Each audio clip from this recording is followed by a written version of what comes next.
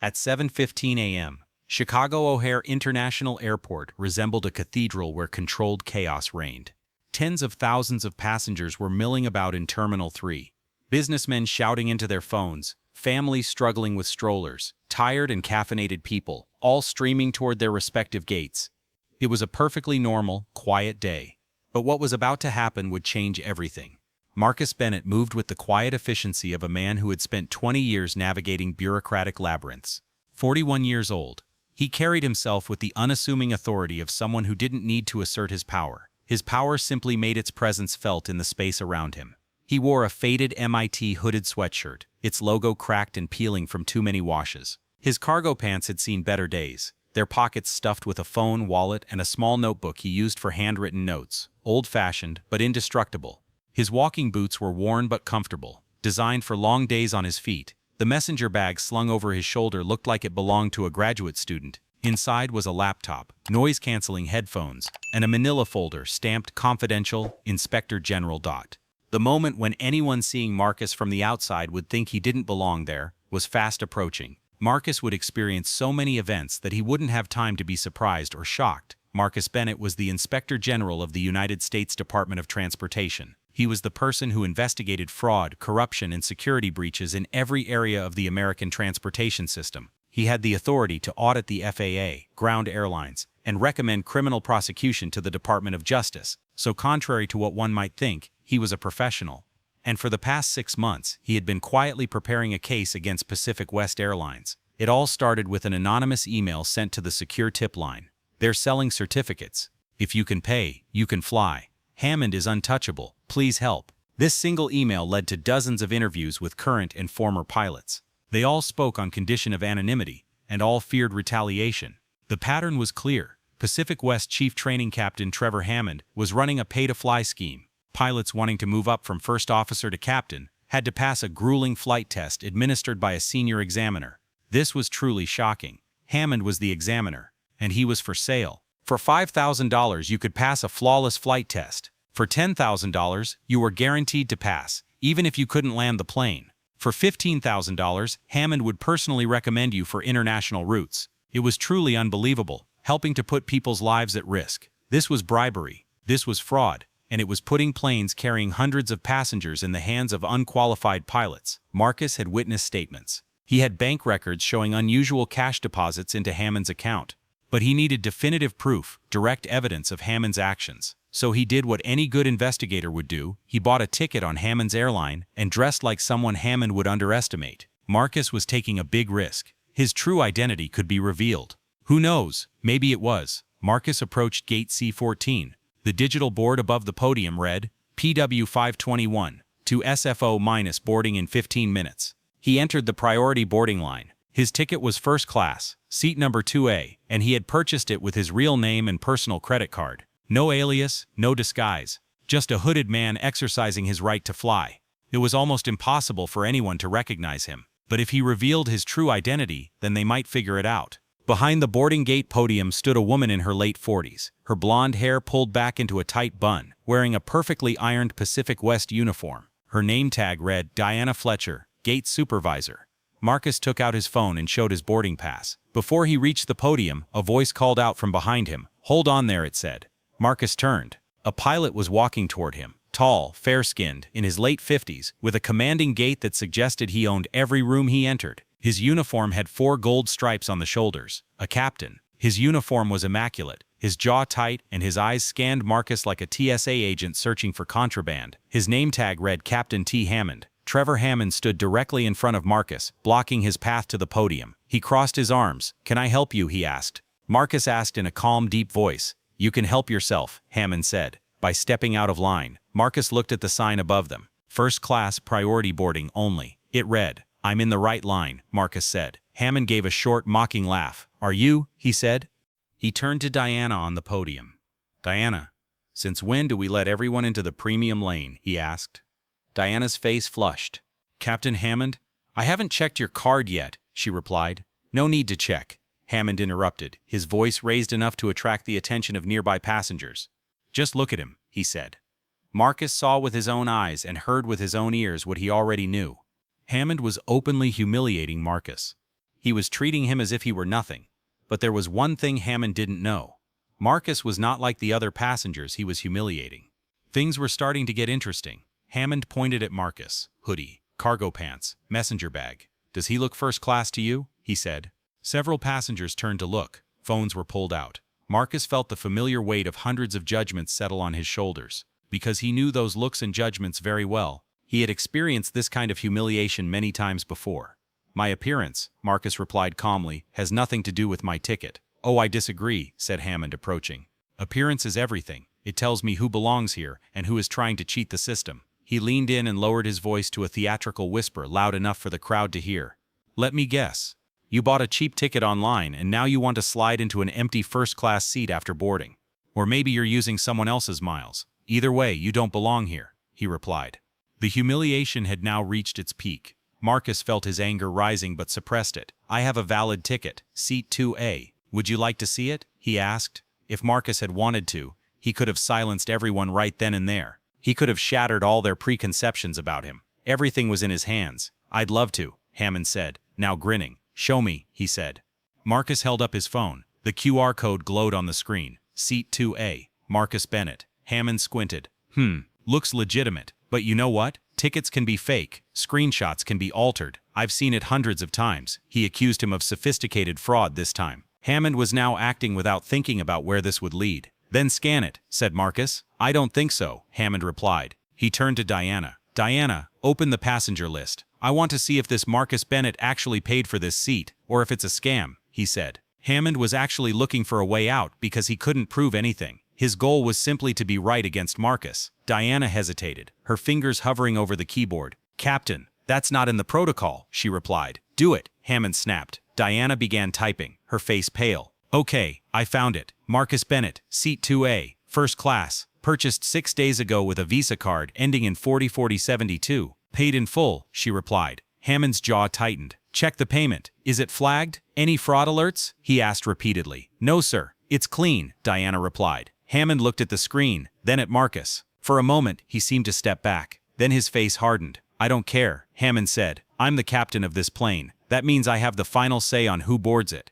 And I'm exercising my right to refuse this passenger boarding," he said. The gate area fell silent. Marcus didn't raise his voice. "On what grounds?" he asked. "Security," Hammond replied. "You're acting suspiciously. You're agitated. You're argumentative. And frankly, I don't trust you," Hammond answered. "I haven't raised my voice once," Marcus said. "You're the one who's agitated, Captain." Hammond turned to the crowd and played to them, saying, "See? Defensive, confrontational, classic pre-incident behavior. I've been flying for 32 years. I know a threat when I see one." Reaching over the podium, he took the phone from Marcus's hand before he could react and lifted it to examine the boarding pass more closely. "Hey," Marcus began. "Be quiet," Hammond shouted. He studied the screen, then squinted. "You know what? This looks fake. The font's a little different," he said. "This is the official app," Marcus said, his voice taking on a dangerous tone. "I don't think so," Hammond replied. Then with a deliberate theatrical gesture, he pressed his thumb against the screen and swiped upward, deleting the boarding pass from Marcus's phone. A gasp rose from the crowd. "If someone did that to you, how would you react?" "Oops," Hammond said, not looking the least bit sorry. "A technical glitch. I guess you'll have to go back to the ticket counter and get a new one. If it's real, that is," he said, completely unaware that he had just committed a criminal offense. Marcus could have called security on him right then and there. Hammond handed the phone back to Marcus. Marcus looked at him. He held the phone tightly in his hand. He could end this immediately. One phone call, one badge flash. But he wanted to see how far Hammond would go, because then he would understand everything at its root and be able to solve the problem. "I can open it again," Marcus said calmly, and reopened the app. "No need," Hammond said. He turned to Diana. "Diana, cancel this passenger's ticket. Immediately. Mark it that he refused to board. Captain's decision. Security concern," he said. "Captain," whispered Diana, horrified. "I can't," she replied. "You can and you will," said Hammond. "Or I'll report you to your superior for disobeying crew orders," he threatened Diana. Hammond seemed to have lost his mind. He saw no one else. Only one thing mattered to him: Hammond's ego and desires. When he didn't get his way, he never shied away from any kind of ugliness. Diana apologized to Marcus and looked at him with horrified eyes. Then she began to write. Marcus looked at the screen. The boarding pass flickered. Then it changed. "Flight denied. Captain's decision. Refund pending," it read. Hammond smiled. It was a cold, ruthless expression. "There you go. Problem solved. Now, sir, you need to leave the gate area. You are trespassing," he added. Hammond's face showed the pleasure of victory. But his life was about to be turned upside down. He wasn't even aware of it. He was only thinking about his endless ego. Marcus took a slow breath. "You're making a mistake, Captain," he said. "The only mistake," said Hammond, approaching, "is thinking you can outsmart me. I started doing this before you were born, son. I can smell fraud from a mile away." But there was no fraud involved. He knew that very well himself. But he needed an excuse, so fraud it was. "Son." There it was. Marcus slowly shook his head. "Okay, I'll go," he said. Hammond looked surprised, then triumphant. "A wise choice," he said. Marcus walked out. He walked to a nearby seating area and sat down. He didn't leave the gate. He just sat there, crossed his legs, and took out his phone. Hammond watched him closely, then returned to the podium. "Ladies and gentlemen, I apologize for the delay. Let's continue boarding the plane," he said. The line began moving again. Passengers glanced nervously at Marcus as they passed. Marcus ignored them. He opened his contacts and scrolled to a number listed as DOT, Field Operations. He pressed the call button. On the second ring, a woman answered. "Field Ops. This is Inspector General Bennett," Marcus said quietly. "Authority code Charlie Tango 9 Delta. Emergency security measures are required at Chicago O'Hare, Terminal 3, Gate C-14. I am exercising my investigative authority under 49 U.S.C. 5F. There is a captain refusing to allow a federal agent conducting a covert investigation to board the plane. I want him taken into custody and the plane grounded," he said. Marcus now realized there was no point in waiting any longer, and he had decided to play his cards openly. There was a moment of silence. "Understood, sir. Estimated arrival time is 12 minutes. Do you need local police support?" he asked. "No, just send field agents, and get the door security camera footage from the last 10 minutes. I want everything," Marcus said. "Understood, sir. Take care of yourself," Field said. Marcus ended the call. He looked at the podium. Hammond was chatting with Diana, laughing about something, completely unaware of what was happening. Marcus opened a second app on his phone, one that required a fingerprint and a 6-digit PIN code. The screen turned dark blue, and the Department of Transportation seal appeared in the corner. "Inspector General Databect, Level 5 access." He typed, "Trevor Hammond, Pacific West Airlines." The file loaded. Marcus's eyes narrowed as he read. Marcus Bennett sat on the vinyl chair next to Gate C-14, his eyes glued to his phone screen as Captain Trevor Hammond's file loaded line by line. There was no turning back for Hammond now. He was about to face huge problems. But Hammond sat there, oblivious to everything. It was a great victory for him, because he had gotten what he wanted against Marcus. The rest of the file read as follows. Trevor J. Hammond, Pacific West Airlines. ATP license, MUD 847392. Type ratings, 737, 757, 787. Current status, active, Chief Training Captain. Flagged incidents, 4. Marcus scrolled down. 2019, complaint filed by First Officer Jennifer Park, allegedly demanded a cash payment of $8,000 to pass the captaincy upgrade check flight. The complaint was withdrawn after Park transferred to the cargo division. No investigation was conducted. 2021, anonymous tip to the FAA hotline. Hammond allegedly demanded payment for certification. The investigation was closed due to insufficient evidence. 2022, pilot Sean Torres filed a complaint alleging Hammond failed him on a check flight for refusing to pay an administrative fee. Torres later reached an agreement with the airline and signed a confidentiality agreement. 2023, report to the IG office. Investigation ongoing. Systematic bribery for pilot certifications. Marcus's jaw tightened. 4 complaints. Hammond had gotten away with it 4 times. The system had protected him because he was senior, he had connections, and the victims were too afraid to fight back, because he had intimidated everyone before. But he couldn't do the same to Marcus, not anymore. Marcus raised his head. Hammond was on the podium, scanning boarding passes with a wide smile, ushering passengers inside. He looked less like a predatory hunter, and more like a friendly grandfather. 12 minutes, Marcus thought. 12 minutes until the field agents arrived. He decided to wait. Marcus could have left at that very moment and explained everything to him, his true identity, what was happening, what would happen to Hammond. Despite everything, Marcus chose to wait. But Hammond didn't wait. Hammond turned, scanned the doorway, and his eyes locked on Marcus. He was still sitting, still watching. What he saw shocked him. As far as Hammond was concerned, Marcus should have been gone by now. Hammond's smile faded. He said something to Diana, then walked over to Marcus. "I thought I told you to leave," Hammond said, standing over him. "I'm no longer in the secure area," Marcus said calmly. "I'm in the public seating area." I'm not prohibited from being here, he replied. But Hammond didn't want Marcus there either. Marcus thought for a moment. What kind of hatred is this? He thought to himself. But it's okay, he thought. Everything would be revealed soon. You're deliberately wandering around here, Hammond said. I can tell the security guards to remove you from here, he said. Go ahead, Marcus said. Call them, he added. Hammond's face flushed. He wasn't used to people standing up to him. You think you're tough? You think you can intimidate me? He asked. I'm not trying to intimidate you, Captain, Marcus said. I'm just sitting here, he replied. Marcus's voice was calm and confident. You're sitting here because you're planning something, Hammond hissed, leaning forward. I know people like you. You're going to make a bogus discrimination complaint, aren't you? You're going to try to squeeze the airline into a settlement, he continued. Marcus lowered his head. Is this what usually happens when you don't let passengers on the plane? He asked. But this question was actually a trap. He was trying to get him to talk. Hammond flinched, just a little. But Marcus saw it. I don't know what you're implying, Hammond said. I'm not implying anything, Marcus said, just observing. Hammond straightened up and took out his phone. Enough. I'm calling airport security. You're harassing me, he said frantically. Captain Hammond? A voice sounded behind him. Both men turned. There stood a young woman in a Pacific West uniform, with first lieutenant stripes on her shoulders. She was Korean American, in her early 30s, with short hair and intelligent eyes that looked tense but determined. Not now, Kim, Hammond snapped. Sir, I need to talk to you, said the woman. About next week's scheduled inspection flight, she added. We'll discuss it on the plane, Hammond said indifferently. Actually, said the woman, First Officer Sarah Kim, stepping closer. I want to talk now. In front of this gentleman, she said.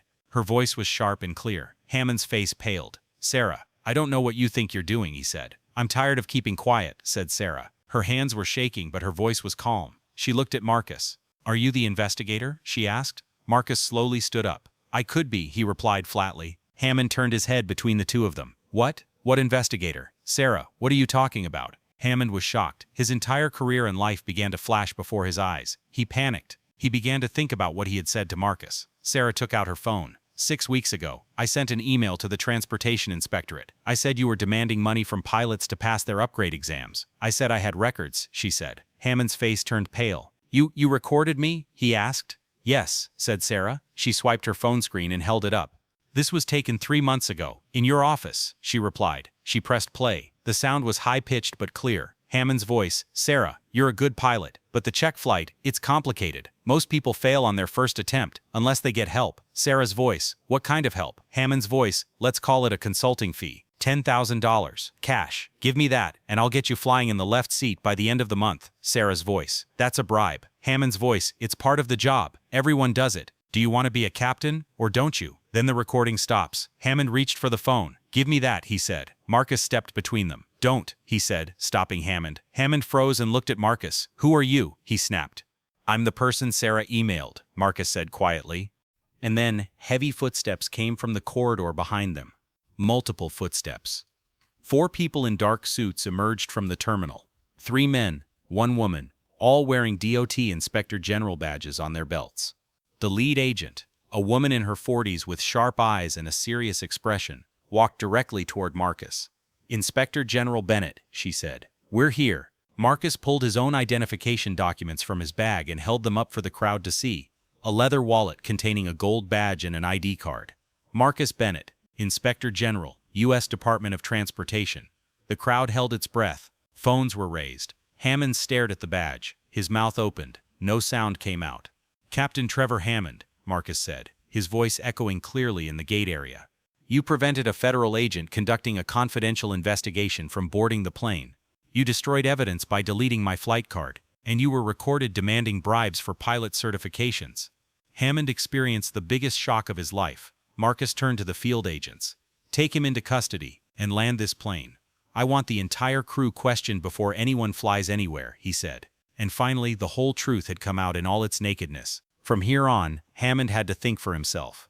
You can't do this, Hammond whispered. I have rights. I have a union. He tried to save himself, but in reality, he was well aware of everything. You have the right to remain silent, Marcus said. And I suggest you exercise it, he added.